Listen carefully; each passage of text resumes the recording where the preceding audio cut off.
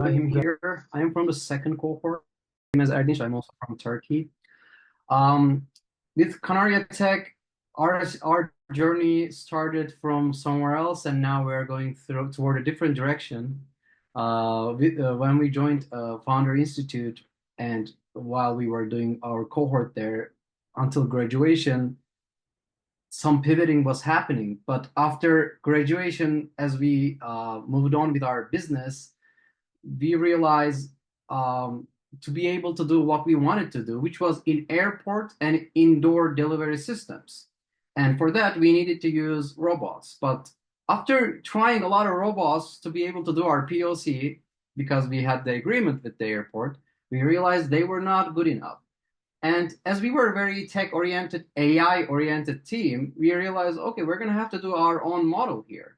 And with more iterations, every month trying to do that more, we ended up becoming a deep tech company doing new generation robotic AI models. You can call big robotic model for any kind of mobile robots right now. So what was the first tough process before joining? What was the challenge? It's not really challenges, that you guys faced. Actually, I wasn't very sure if I should have joined or not in the beginning, and I will come to that for new people if they are confused or if they are not sure if they should join FI or not. I will give my opinion about that in the end of this explanation. Because during that time I was still in university, doing two part-time jobs, trying to do the startup, giving private English lessons, and at the same time accelerator, am I going to be able to find enough time to do everything? Like that was the big question mark in my head. And the reason actually I joined was you, Ergic, because if you remember, I'm not sure if you remember, but one day we happened to have the same schedule in Yokohama, in Tokyo. Like we went to events from the morning until evening, all of them the same. It just happened to be just a coincidence. And during that day on the train, we're talking everywhere we're talking. After talking and sharing with you, I realized there could be very, good utility for us to put us into a very structured educational sessions and all those assignments that we're going to have to do and all the mentors we're going to be able to talk to. Then we decided to join. Actually, we joined on the last day, the last minute. That was that kind of decision. And the part where I wanted to connect this, I told this before as well. And before means in previous sessions we had maybe months ago. If someone is considering to join an accelerator, for example, FI, if you're not sure if you should join or not, then the answer is probably you should.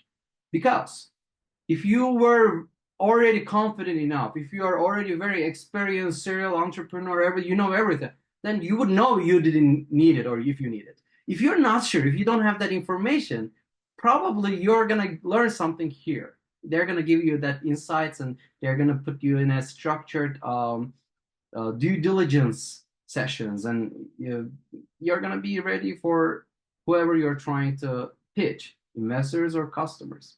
So I would say if you're not sure, it's quite likely that it would be better for you to join. How did you start this idea? What was your thought process?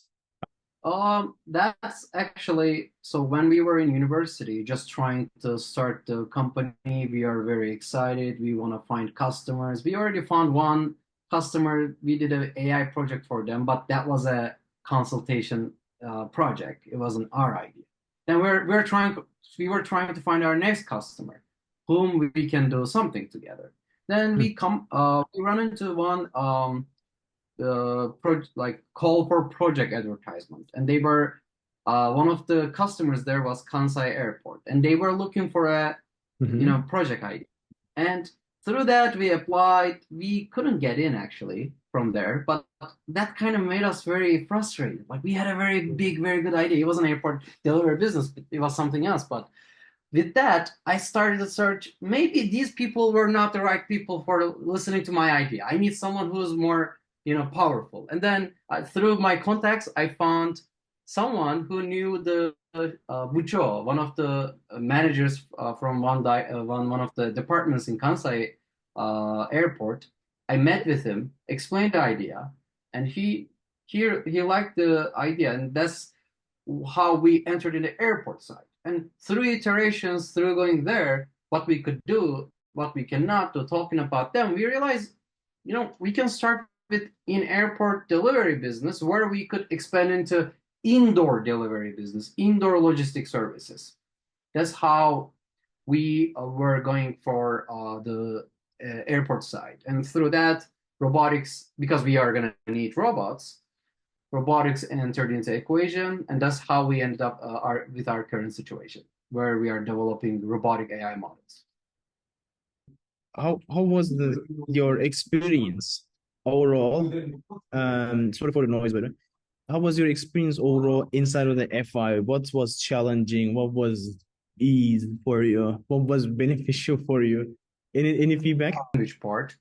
The challenge for me was back then, as I'm a learn like and as I'm trying to learn how to be a successful entrepreneur, all the assignments we had so many assignments, so many of them.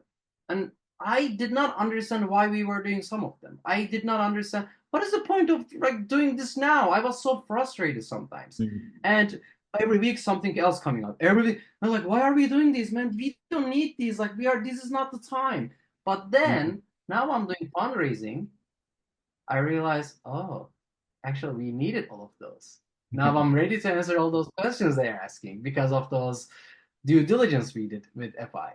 Like anything we did for the assignments in FI, either one way or another, the question came from a customer or an investor. And Mm. to be able to